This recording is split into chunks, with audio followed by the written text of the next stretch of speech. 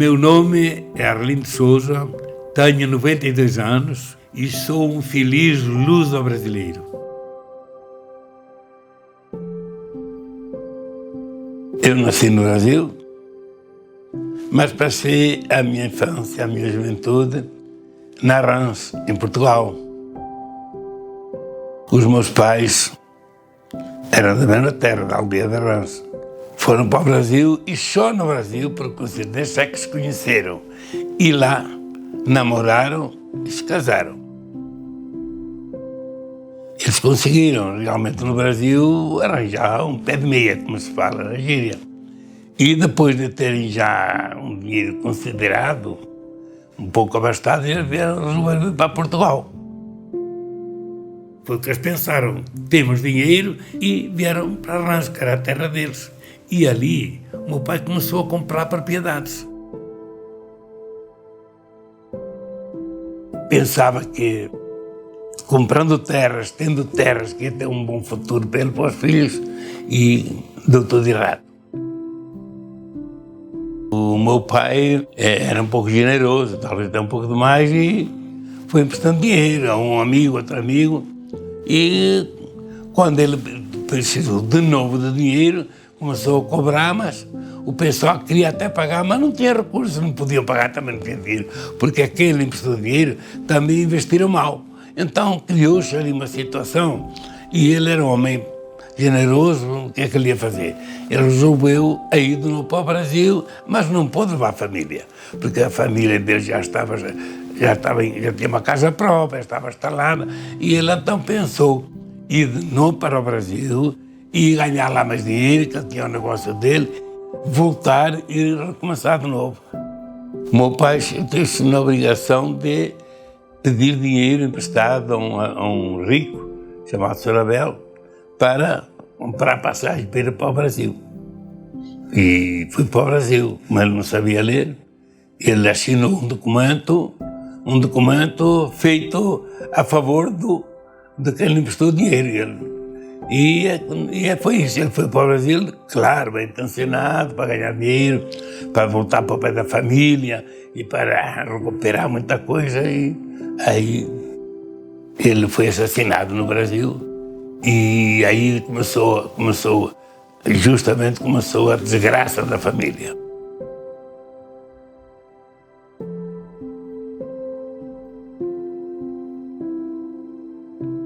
Como a minha mãe também não sabia ler, claro, analfabeta, o meu pai mandava todas as cartas para o Sr. Abel, que era um procurador, para ele dar notícia à minha mãe. Quando ele levou a notícia à minha mãe, ele, com aquela procuração, já tinha mexido os pauzinhos todos para dominar tudo que nós tínhamos. E aí veio a miséria, ficamos sem casa, só ficamos com umas matas, mas tudo que era propriedade, pegaram-nos tudo.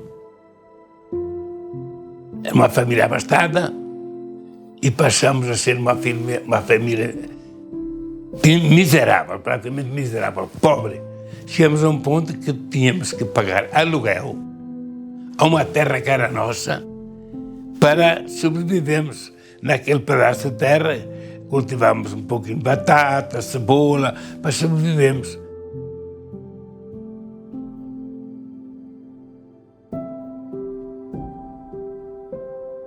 Menino, me lembro, íamos andando naqueles caminhos e a minha mãe toda hora dizia, olha, isto era nosso, aquilo era nosso, isto era nosso. E eu ficava olhando, mas era nosso e agora não é porquê.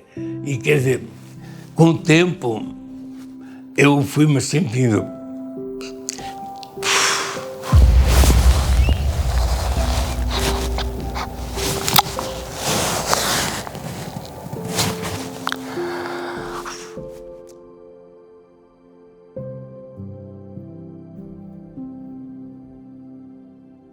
tudo isso que eu passei, que eu vi o sofrimento de uma mãe, tudo isso me fortaleceu. E foi daí que eu me fortaleci. Que eu, desde menino, jurei para mim mesmo e prometi à minha mãe que eu ia vencer, que ela ainda ia ser a senhora Rosa de Sousa, como era quando ela tinha muita terra. A minha mãe dizia, o trabalho de criança é pouco, mas quem o perde é louco. Eu me lembro que aos 2 anos, foi assim, eu já ajudava a minha mãe, meus irmãos. Aos 11 anos, eu já era diarista. Eu já trabalhava rachando lenha, para plantar couves, cavando vinha, sozinho, mais a minha mãe a cultivar, a regar, a pastorar as ovelhas, para termos o leite, para termos a lã. Deus ajudou tanto, me deu força e já comecei a ajudar muito a minha mãe e a dar uma vida melhor. Apesar de eu ser filho de um comerciante de brinquedos, eu nunca tive um brinquedo para mim. Então, um dia a minha mãe me levou numa feira que eu ia trabalhar com uma família, e passando na feira eu vi um pífaro e menino, e eu comecei a pedir à minha mãe aquele pífaro a comprar para mim, um pífaro de barro.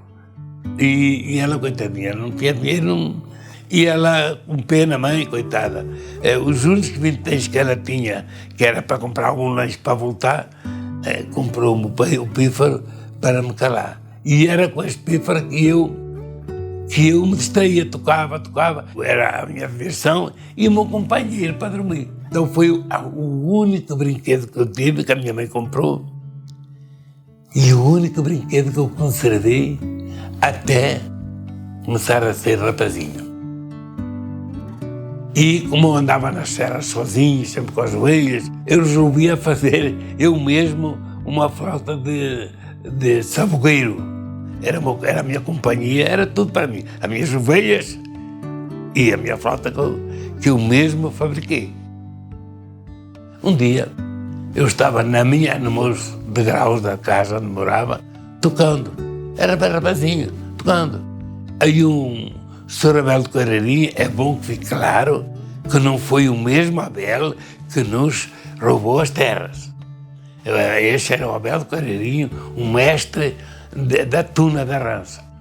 E ele me escutou tocar. Aí ele se levantou, estava noutra escada e foi para pé de mim.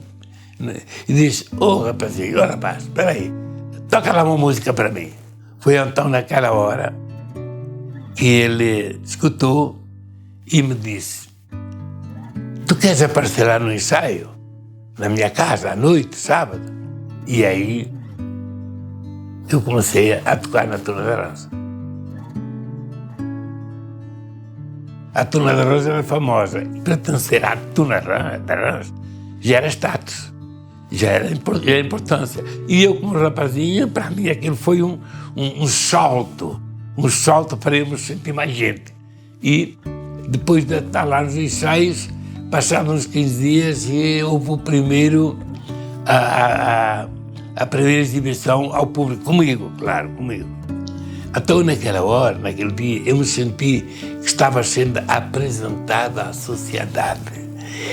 E isso, para um jovem naquele tempo, era muito importante. Cheguei a ser considerado o melhor flautista da região. Um dia eu estava rachando lenha e o Tia Cássio Leitão chegou ao pé de mim e começou a falar, rapaz, tu não queres ir trabalhar comigo na pedreira? Me convidou e eu, claro, aceitei na hora. E eu comecei a aprender a profissão de pedreiro nas pedreiras com ele, que foi o meu primeiro patrão. Como eu sempre fui muito dedicado ao que fazia, porque eu queria vencer, eu queria ser o melhor, porque eu meti na cabeça o seguinte, eu vou tentar ser o melhor. Se eu não for o melhor, pelo menos tenho que ficar segundo. E aí eu fiz.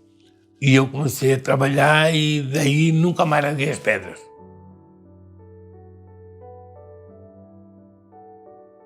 Naqueles tempos, os trabalhos eram pesados, mas eram prazerosos, havia muita diversão.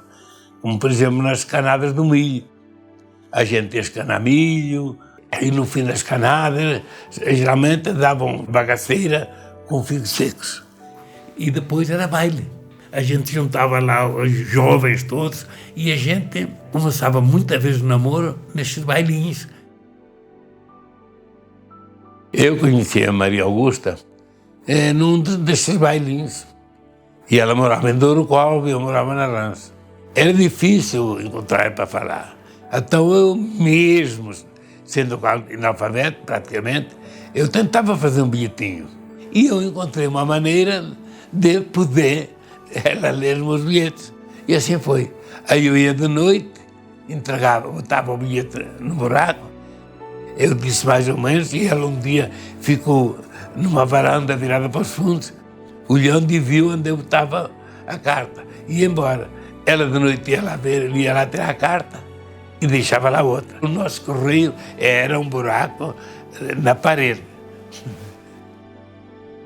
Na minha cabeça, eu não queria namorar nem casar em Portugal, eu tinha que ir no Brasil. Eu queria ir para o Brasil. Influência da minha mãe, porque ela sempre me dizia: não vou morrer em paz enquanto não vir vocês na vossa terra no Brasil. E isso ficou na minha cabeça. Então eu não queria me apaixonar por ninguém, eu queria ir para o Brasil. Maria Augusta também, jovem, estava pensando em ir para o Brasil e tinha todos os documentos antes de mim. E foi para o Brasil antes de mim. E os dias antes de viajar, ela me relatou que estava grávida de mim. Mais tarde eu descobri que Maria Augusta ela foi para o Brasil mais por uma opção dos pais dela. Como eu era um rapaz pobre e eles não faziam gosto que ela casasse comigo. A minha carta de chamada para o Brasil só chegou 2 anos depois da Maria Augusta já ter embarcado para o Brasil. E eu fui decidido a recuperar tudo que a minha família perdeu. Eu peguei o táxi e ia rumo a Lisboa. De lá, pegamos um navio, Salto. E lá fui eu, cheio de sonhos. 13 dias e 13 noites num barco em cima do mar até chegar ao Brasil. Finalmente eu tinha nas mãos a oportunidade de concretizar o meu sonho. Voltar para a minha terra. Só não imaginava que, num país tão grande como o Brasil, o destino fosse acabar me fazendo encontrar justamente com a Maria Augusta.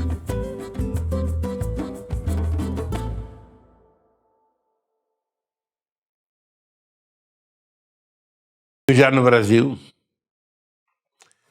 um dia ia descendo a rua para casa, a dona do botequim me viu e me chamou para eu atender o telefone. Era uma voz de uma senhora que era a patroa da Maria Augusta.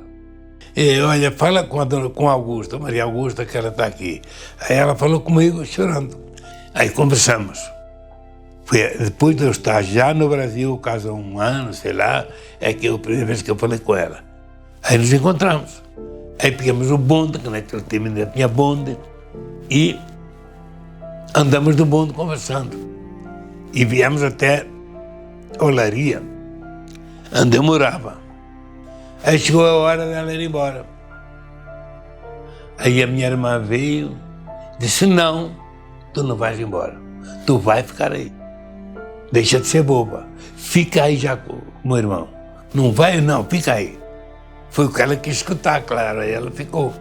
E daí então, ela, como uns 2 dias, ligou para o irmão para levarem lá a criança, que ela já estava comigo. Aí ela veio e me entregou a criança nos braços, eu peguei a criança. O menino me olhou e foi daí que, então eu realmente senti que era pai. Eu senti que eu tinha que lutar para criar o meu filho. E aquilo me deu mais força. Daí recomeçamos a nossa vidinha. Comprei um fogãozinho de segunda mão, a querosene. Comprei 2 pratos, não tinha dinheiro para mais, 2 garfos, 2 colheres e uma panelinha. E ela ali, um quarto pequeno, botava o fogão pequenino da querosene, na cabeceira da cama era a nossa cabeceira da cama, era o fogão, e ali fazia uma comidinha para nós. E assim, começamos os dois do nada, sabe que é nada abaixo de nada. Foi o que nós começamos. Ninguém me deu nem um arvo. Eu fui casado 55 anos com a Maria Augusta. Fomos muito felizes. Tivemos 4 filhos, cada um com uma sorte diferente na vida.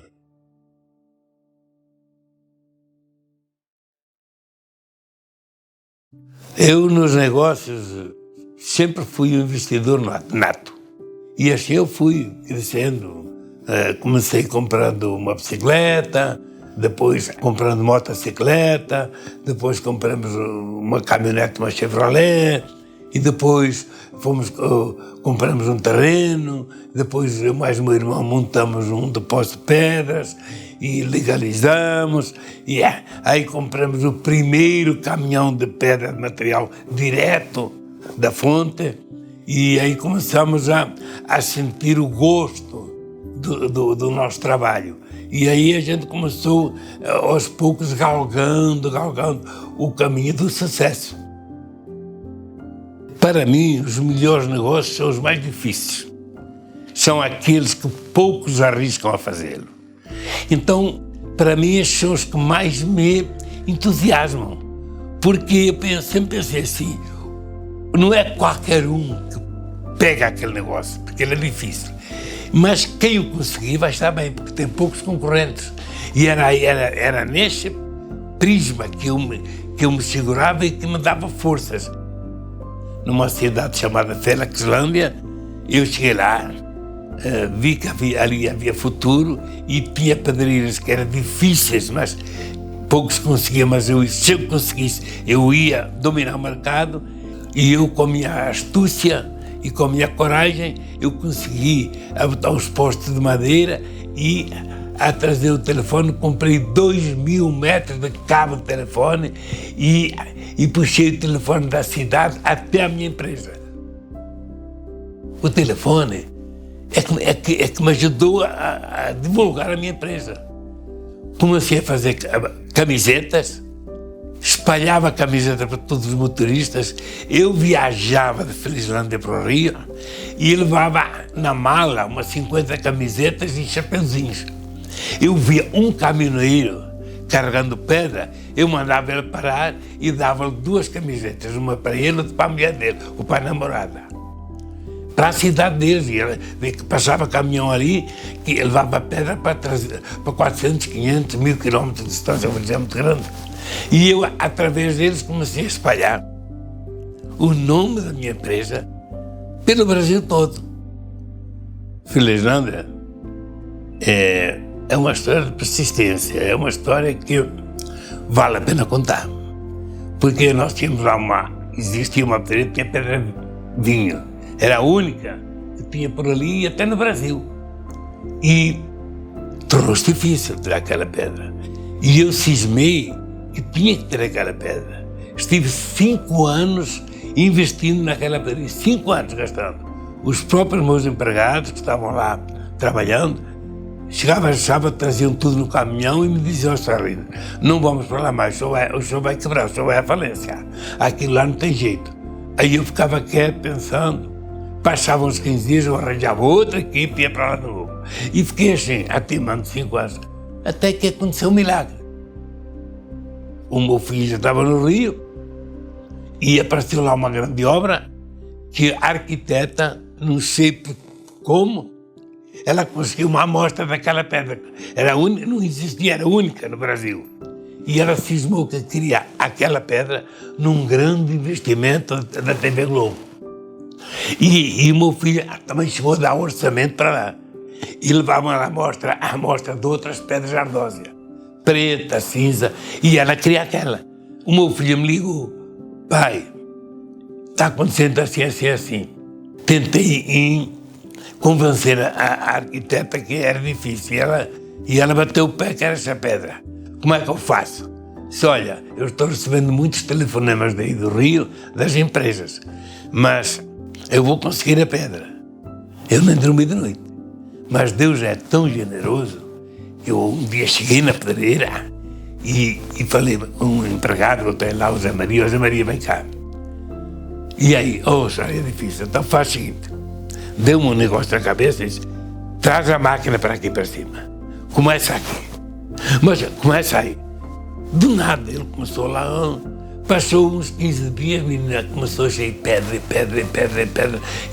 Foi um milagre. Para mim isso foi muita coragem e eu acho que uma grande intuição, uma grande força e passou a ser a pedra mais cobiçada no Brasil e estamos lá até hoje.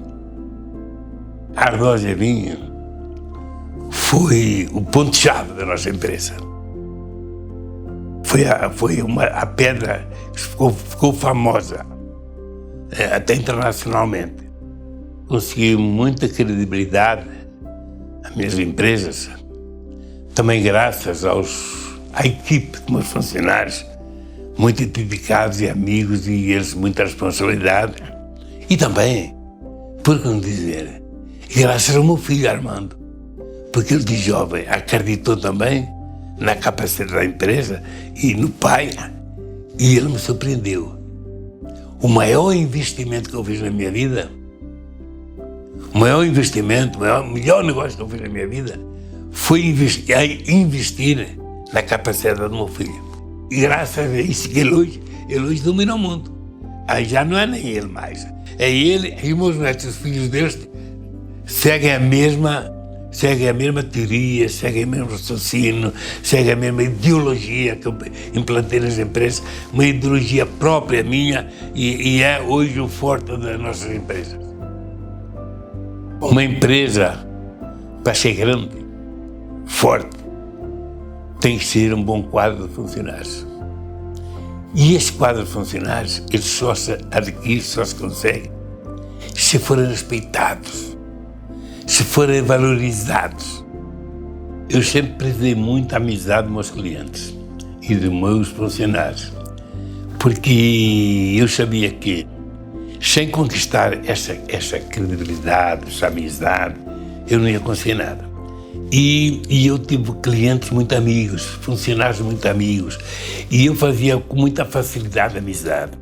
Tanto que um dia eu estava conversando, fazendo um serviço lá para um casal de professores, e eles me botaram tanta vontade, me chamaram para tomar um cafezinho, aí eu comecei a contar a minha história, que eu não estudei, fiz o primário, nem o primário completei direito, e eles não acreditaram muito. Um dia, para minha surpresa, ela me liga, aquela minha cliente, e me disse, temos um amigo que quer fazer uma obra, então nós logo vamos apanhar o senhor aí, eu e o meu marido, e vamos levar para ver esse cliente. Eles me apanharam no carro deles e lá vou eu. Quando eu dei conta, estava entrando num colégio. Entrei no colégio, aí é que eles falaram, não, nós viemos aqui porque já está a sua matrícula feita, já fez a matrícula e só vai completar o exame do primeiro ano primário. Eu devia ter uns 45 anos. Ao pé de crianças estavam tirando primário, 7 anos, 8 anos, estudando. O meu prazer do saber era tão grande e a vontade que em qualquer lado que eu estava, eu viajava de ônibus ou trem, tudo que era letreiro eu tentava ler. Aí começava a ler livros, aí comecei a escrever também, escrever, e até hoje eu escrevo, e depois eu me arrisquei a escrever o livro. Quando a gente se entrega e que tem o foco em alguma coisa, consegue. Quando eu consigo escrever livros, tem lá muita coisa escrita. Quantas vezes eu chego em casa e vejo um caderno que começa a desfolhar e vejo lá as histórias que eu escrevi, e eu juro que eu quase nem acredito que fui eu. Como no meu tempo eu tocava lá na Tuna da Rãs e os colegas meus também que tocavam vieram também para o Brasil como eu vim. E as saudades começaram a apertar. Nós começamos a comunicar uns com os outros e de vez em quando nos juntávamos tocando simplesmente para matar saudades. E através disso nós então resolvemos depois com o tempo a criar um clube para a gente poder retomar as mesmas brincadeiras, a matar saudades, e dessas saudades de Portugal, da Santa Terrinha, aí nasceu realmente a Casa de Viseu. Os portugueses, quando entravam na Casa de Viseu, estavam entrando nas suas origens. Eles estavam nas suas origens, ali dentro era tudo à moda de Portugal, tudo bem português. Então ali parece que estavam entrando num pequeno Portugal, no Brasil. Na Casa de Viseu começamos a fazer as domingueiras.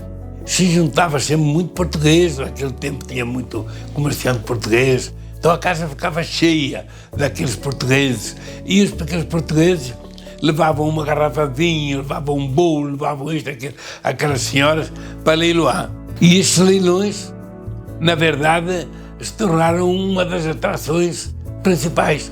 Aqueles casais levavam presentes para eu leiloar. E eram muitos, eu tinha que leiloar aquilo tudo, eu chegava a ficar rouco. Aquilo virou ali uma atração, nunca ninguém riu tanto. E eu fiquei sem voz. Aí eu só fazia, insinuava com a mão. 1, 2, quando ia para o 3 gritavam, não, não. Aí eu começava de novo. Aí, e mais dinheiro. Sabe como é que eu terminei?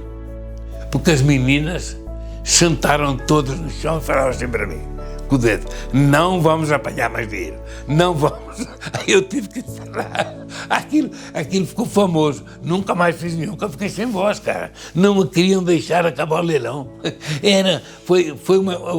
Naquele domingo foi a maior atração do clube.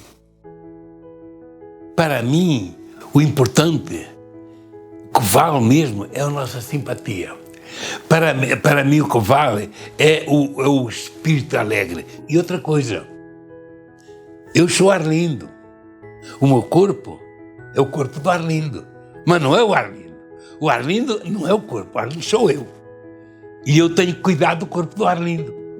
E eu tenho que cuidar e tenho que aceitar o corpo do Arlindo como ele é, como Deus me deu. Agora, eu sou bonito. A minha mente, eu sou bacana. Eu realmente sou feliz, é o que importa. O que dá a beleza é os olhos, é o sorriso, é a alegria. Então, eu posso levar alegria. Mas quando eu tenho algum problema, esse problema é eu que tenho que resolver, não é passar para ninguém, não. Senão acontece o seguinte, tu tens um problema, passa-me o teu problema. Aí eu fico com 2, é o teu e o meu. Espera aí, é crueldade, não pode. Cada um com os seus. Eu nunca tive problemas, não tenho problemas, nem nunca vou ter problemas, sabe por quê? É fácil. Porque se eu tenho um problema que me incomoda, eu vou em campo e vou resolvê-lo. Eu caio em campo, com unhas e dentes eu vou lutar para resolver e vou. E se eu não resolver, deixa de ser um problema, esquece, acabou, não há mais problema. Então não existe problema na vida, existe falta de coragem de resolver. Acima de tudo, sou muito religioso. Eu acredito muito na previdência divina e em Deus. Nunca pedi nada a Deus. Favores, quer dizer, que me favorecesse. Eu só pedi toda a vida, mas peço de coração. Já tive épocas de eu viajar de noite sozinho. E eu me emocionar e pedir, as lágrimas sem pedir a Deus, sabe o quê? Simplesmente para me dar inteligência, para que eu pudesse definir sempre o certo do errado. Na minha vida eu sempre fiquei conhecido como Arlindo das Pedras. Então as pedras para mim nunca foi problema, sempre foi solução. Pedras para mim sempre me trouxeram vida, mas sempre foi maravilhoso. Então eu amo as pedras.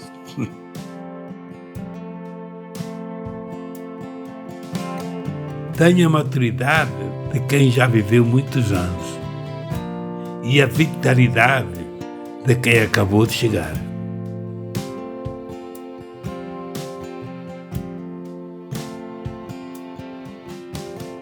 Aprendi que tudo na vida é possível, quando se tem determinação, coragem e muita fé em Deus e amor no coração.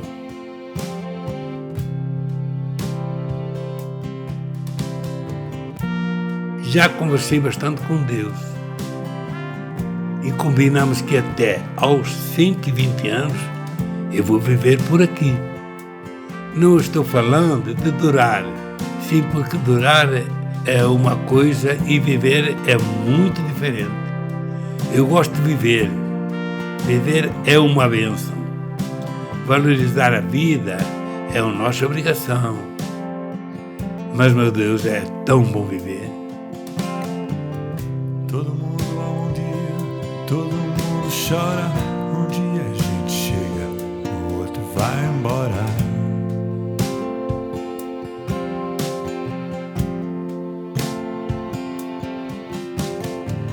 Cada um de nós compõe a sua história. Cada ser em si carrega o dom de ser capaz e ser feliz. Conhecer as manas e as manhãs, o sabor das maçãs e das maçãs.